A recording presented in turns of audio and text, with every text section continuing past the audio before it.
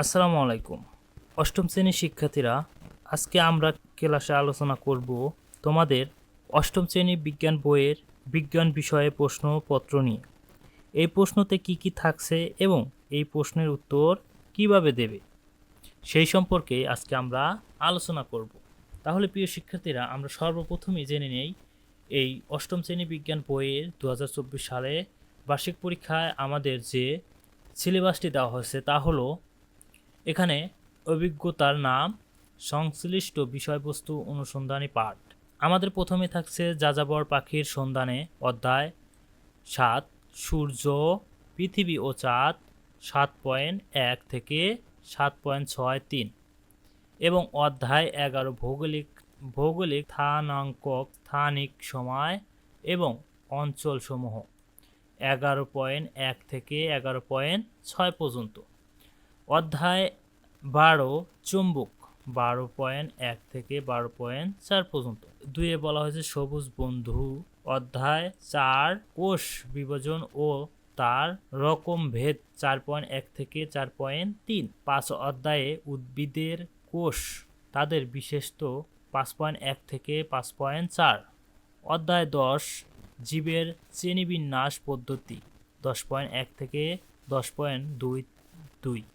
এরপর 3 নম্বরে field trip অধ্যায় 1 থেকে গতির কথা 1.1 থেকে 1.45। অধ্যায় 2 শক্তি 2.1 থেকে 2.5। আমাদের ল্যাবরেটরি অধ্যায় 3 পরমাণু গঠন 3.1 থেকে 3.41। অধ্যায় 8 রাসায়নিক বিক্রিয়া 8.1 থেকে 8.5। সর্বশেষ জীবজগতের বংশ লতিকা অধ্যায় 4 কোষ বিভাজন ও তার রকমভেদ 4.1 থেকে 4.3। তাহলে প্রিয় শিক্ষার্থীরা, আমাদের সিলেবাসে কি কি আছে সেই সম্পর্কে আমরা জানলাম এবং এখন আমরা জানব শিক্ষা বোর্ডে থেকে আমাদের যে নমুনা প্রশ্নটি দেওয়া হয়েছে সেই সম্পর্কে। আমাদের অষ্টম শ্রেণী বিজ্ঞান বইয়ে সময় থাকবে 3 ঘন্টা এবং পূর্ণমান থাকবে 100। ক বিভাগে নৈর্ভিত্তিক প্রশ্ন, পূর্ণমান 25, প্রতিটি প্রশ্নের মান 1। সঠিক উত্তরটি খাতায় লিখুন। এখানে বহু নির্বাচনী প্রশ্ন 15টি এবং এক কথায় উত্তর 10টি। আমরা বহু নির্বাচনে প্রথম একটি প্রশ্ন দেখি, কোনটি দ্বিবীজপত্রী উদ্ভিদ? এখানে ভুল উত্তর সহ সঠিক উত্তরও দেওয়া আছে। প্রিয় শিক্ষার্থীরা, তোমরা অবশ্যই সঠিক উত্তরটি খাতায় লিখবে। এভাবেই তোমাদের 15টি প্রশ্নের উত্তর, এই নৈর্ভিত্তিক 15টি উত্তর তোমাদের দিতে হবে। এরপর তোমাদের লিখতে হবে এক কথায় উত্তর, যেমন ধাতুর সাথে অ্যাসিডের বিক্রিয়ায় কোন গ্যাস উৎপন্ন হয়। এভাবেই এক কথায় উত্তরগুলো তোমাদের দিতে হবে। প্রত্যেকটি প্রশ্নের মান 1। এরপর তোমাদের খ বিভাগে থাকবে সংক্ষিপ্ত প্রশ্নের উত্তর, পূর্ণমান 20, 10টি প্রশ্ন, প্রতিটি প্রশ্নের মান 2। এখানে তোমাদের 10টি প্রশ্নের উত্তর দিতে হবে, প্রতিটি প্রশ্নের মান থাকবে 2। এখানে সমুদ্রতীরে বৃত্তাকার পথে ঘূর্ণায়মান কোনো বস্তুর ত্বরণ ব্যাখ্যা করো।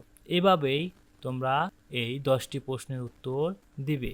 পরবর্তীতে ঘ বিভাগে বলা হয়েছে দৃশ্যপটবিহীন বিশ্লেষণধর্মী রচনামূলক প্রশ্ন। 5টি প্রশ্ন থেকে 3টি প্রশ্নের উত্তর দিতে হবে, প্রতিটি প্রশ্নের মান 5। তাহলে প্রিয় শিক্ষার্থীরা, তোমাদের এখানে 5টি প্রশ্ন দেওয়া থাকবে এবং এর ভিতর থেকে তোমরা যে কোনো 3টি প্রশ্নের উত্তর দেবে, প্রতিটি প্রশ্নের মান 5। এরপর ঘ বিভাগের দৃশ্যপট নির্ভর বিশ্লেষণধর্মী রচনামূলক প্রশ্ন। এখানে 7টি প্রশ্ন থেকে 5টি প্রশ্নের উত্তর দিতে হবে, প্রতিটি প্রশ্নের মান 8। তবে এটি প্রশ্নের 2 ভাগে ভাগ করা যেতে পারে। প্রশ্নের মান ডান পাশে দেওয়া আছে, নমুনা হিসাবে 5টি প্রশ্ন দেওয়া আছে। যেমন প্রিয় শিক্ষার্থীরা, তোমাদের প্রতিটি প্রশ্নের মান থাকবে 8 গ বিভাগের প্রশ্নের উত্তর দেবে। তাহলে প্রিয় শিক্ষার্থীরা, তোমরা অবশ্যই এই নমুনা প্রশ্নটি দেখে অবশ্যই বুঝে গেছো তোমাদের বার্ষিক পরীক্ষায় এই ধরনের প্রশ্ন আসবে।